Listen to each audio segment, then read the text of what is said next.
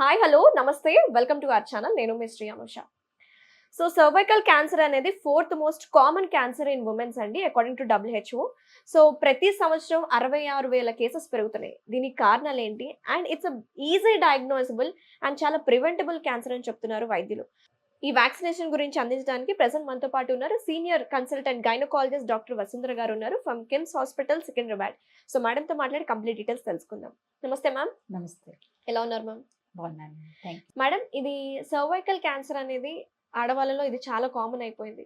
So ఈజీగా diagnose చేయొచ్చు అని చెప్తున్నారు. దీనికి ఉండే లక్షణాలు ఏంటి? సర్వైకల్ క్యాన్సర్ అనేది యూట్రస్ ఉంటుంది కదా, యూట్రస్కి మౌత్ ఆఫ్ ద యూట్రస్ అనమాట. బాడీ ఆఫ్ ద యూట్రస్కి రెండు పార్ట్స్ ఉంటాయి, బాడీ అండ్ మౌత్. ఓకే. మౌత్కి అంటే యూట్రస్ టిప్ అనమాట. యూట్రస్ టిప్కి ఉండే క్యాన్సర్ని సర్వైకల్ క్యాన్సర్ అంటారు. బాడీ ఆఫ్ ద యూట్రస్కి వచ్చే క్యాన్సర్ని యూట్రైన్ క్యాన్సర్ అంటారు. సో యూట్రస్కి 2 టైప్స్ ఆఫ్ క్యాన్సర్స్ ఉంటాయి. ఓకే. సో సర్వైకల్ క్యాన్సర్ లక్కీగా చెప్పాలంటే ఇన్సిడెన్స్ ఇది వరకు ఉన్న దానికన్నా ఇప్పుడు చాలా తక్కువైపోయింది. ఎందుకు అనంటే సర్వైకల్ క్యాన్సర్కి మీరు అన్నట్టుగా డయాగ్నోసిస్ చాలా ఈజీ, కరెక్ట్గా, అండ్ అవేర్నెస్ చాలా పెరిగింది. రైట్. అండ్ తర్వాత సర్వైకల్ క్యాన్సర్ రాకముందర దానికన్నా ముందర స్టేజెస్ చాలా ఉంటాయి. సో స్క్రీనింగ్ టెస్ట్స్ అన్నవి చాలా వరకు వచ్చేసిన తర్వాత, లైక్ సింపుల్ ప్యాప్స్మియర్ వచ్చేసిన తర్వాత ఎర్లీ స్టేజెస్ ఆఫ్ క్యాన్సర్లోనే డయాగ్నోస్ అవుతుంది. ఓకే. ఎప్పుడైనా క్యాన్సర్ ఎర్లీ స్టేజెస్లో డయాగ్నోస్ అయినప్పుడు ట్రీట్మెంట్ చాలా చాలా సింపుల్. ఐదర్ సర్విక్స్ ఏదైతే ఎఫెక్ట్ అయిందో ఆ పార్ట్ తీయచ్చు, లేదా మొత్తం యూట్రస్ అయినా తీయచ్చు. ఓకే. సో ఆ రకంగా ట్రీట్మెంట్ కూడా చాలా సింపుల్ అయ్యి కంప్లీట్ ట్రీట్మెంట్ ఉండటం వలన సర్వికల్ క్యాన్సర్ ఇన్సిడెన్స్ అనేది ఇదివరకుతో కంపేర్ చేస్తే చాలా తక్కువై. సో ఏదేమైనా కానీ మనకి క్యాన్సర్ ఉంది అని తెలియాలి అని అంటే మనకి సిమ్టమ్స్ చాలా ఇంపార్టెంట్ అండ్ డయాగ్నోసిస్ చాలా important. Okay. So cervical cancer 2 వేస్లో డయాగ్నోస్ చేస్తాము. ఒకటి రొటీన్ స్క్రీనింగ్స్లో డయాగ్నోస్ చేస్తాము. ఇప్పుడు మనం రొటీన్గా హెల్త్ చెకప్కి వెళ్తూ ఉంటాం, ఒక ఇయర్లీ వన్స్ హెల్త్ చెకప్ ఉంటుంది కదా. సో అట్లా వెళ్ళినప్పుడు చాలా ప్రతి విమెన్కి హెల్త్ చెకప్ దాంట్లో ప్యాప్స్మియర్ ఇంక్లూడెడ్ ఉంటుంది. ఓకే. ప్యాప్స్మియర్ అంటే సర్విక్స్ యొక్క మొత్తం దగ్గర ఏదైతే సెల్స్ ఉంటాయో ఆ సెల్స్ అన్నింటినీ తీసి డెవలప్ చేసి కల్చర్ చేసి అది క్యాన్సర్ ఉందా లేదా తెలుసుకుంటాం. ఓకే. సో మనకి ఇన్ కేస్ పేషెంట్కి సిమ్టమ్స్ లేకపోయినా రొటీన్గా స్క్రీనింగ్లో తెలిసిపోతుంది కాబట్టి ఇన్ కేస్ క్యాన్సర్ ఉన్నా డయాగ్నోస్ చేయటం చాలా ఈజీ అండ్ ట్రీట్ చేయటం చాలా ఈజీ. ఓకే. ఇది ఒక సైడ్ ఆఫ్ డయాగ్నోసిస్. ఇంకొక సైడ్ ఏంటంటే పేషెంట్స్కి ఏదైనా సిమ్టమ్స్ రావాలి. సో మెనీ టైమ్స్ సిమ్టమ్స్ ఏంటంటే వెజనల్ డిశ్చార్జ్ అనమాట. ఓకే. వెజనల్ డిశ్చార్జ్ అనేది వైట్ డిశ్చార్జ్ ఉంటుంది. వైట్ డిశ్చార్జ్ చాలా ప్రొఫౌండ్ వైట్ డిశ్చార్జ్ ఉంటుంది అనమాట. ఓకే. సో లేదు అని అంటే ఫౌల్ స్మెల్లింగ్ వైట్ డిశ్చార్జ్ ఉంటుంది. అంటే ప్రతి మహిళకి white discharges common. White discharge అనేది హార్మోనల్ సైకిల్లో అది part of the hormonal cycle. కానీ ఈ వైట్ డిశ్చార్జ్ ఏంటంటే అబ్నార్మల్గా ఉంటుంది అనమాట. స్మెల్ వస్తూ ఉంటుంది, త్రూఅవుట్ 30 days వస్తూనే ఉంటుంది. ఓకే. ఒక టైప్, అదొక సిమ్టమ్.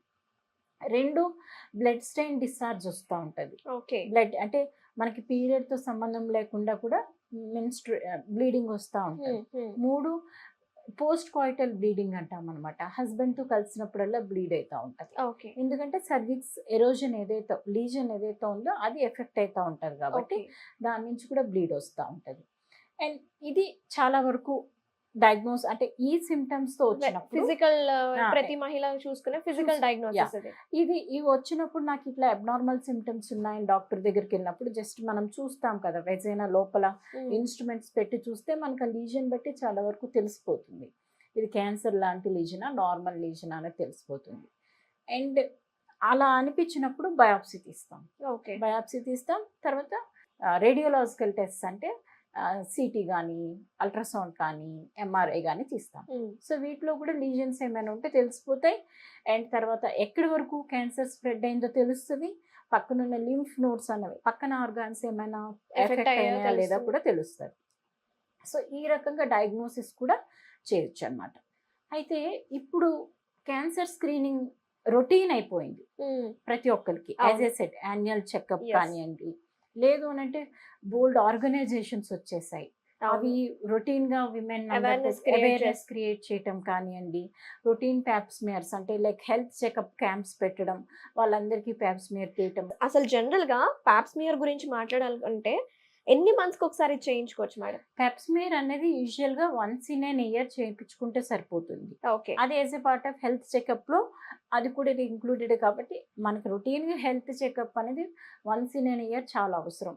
మనకి కొన్ని rarest of the rare conditions over the period of 6 months 7 months అబ్నార్మల్గా డెవలప్ అయిపోతాయి. కానీ మెనీ టైమ్స్ చాలా ఇయర్స్ టుగెదర్ టైం తీసుకుంటుంది డ్యామేజ్ అన్నది, అండర్లైన్ డ్యామేజ్ అనేది. So once in an year ఏ మన బాడీని స్క్రీన్ చేసుకుంటే ఎర్లీ స్టేజెస్లో నాట్ ఓన్లీ ప్యాప్స్మియర్, మిగిలిన అన్ని బాడీ పార్ట్స్లో ఏమైనా చేంజెస్ స్టార్ట్ అయితే ఎట్ ద ఎర్లియస్ట్ అడ్రస్ చేయగలుగుతాం అన్నమాట. ఓకే.